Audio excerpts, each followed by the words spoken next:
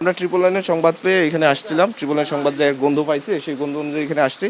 Fire সার্ভিসের সহায়তায় আমরা রুমের দরজা খুলছি। দরজা খুলে একটা লাশ দেখছি, লাশ পড়ে আছে। পরে তার ব্যাগ থেকে আমরা এনআইডি কার্ডটা পাই। এখন আমাদের তদন্ত অব্যাহত আছে, আমরা বিস্তারিত পরে জানাতে পারবো। আমাকে জানাইছে বাড়িওয়ালা যে এই ঘটনা 12টার আগে বলছে, বাড়িওয়ালা বলছে যে মুশারফ দেখো তো। তারপর গেলাম, গিয়ে দেখি আমরা মনে করছি উন্দুর মারা না। তারপর দিয়ে ঘরের ভিতরে যা সিটকারি লাগাইল, এই লোক ভিতরে মারা গেছে। এই গন্ধ শূন্য। তারপর আমরা যে পুলিশে ফোন দিলাম। চিঠির দিনও তার সাথে আমার দেখা হয়েছে।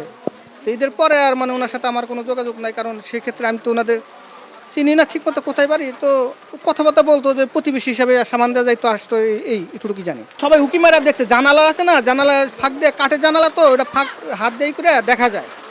এখনও দেখা যাবো, যা দেখেন ওই পরে দেখছে না, কিন্তু দরজা অনেক টোকাইছে, খুলে না। তার সেক্ষেত্রে জানালা ফাঁক করে দেখছে যে না, লোকটা নিচে মনে শুয়া এরকম আছে, এরকম